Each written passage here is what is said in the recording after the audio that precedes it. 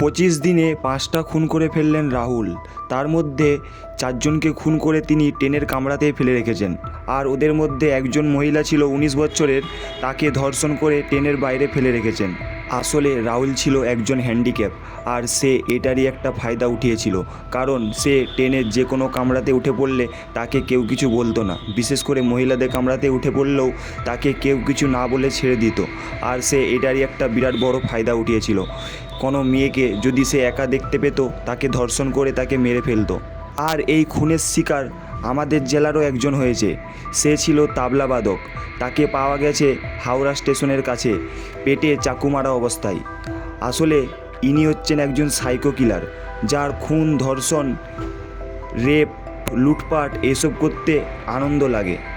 আর যাতে পুলিশের হাত থেকে তিনি বেঁচে যায়, তার জন্য তিনি অল ইন্ডিয়া রেল স্টেশনে ঘুরে বেরিয়েছে।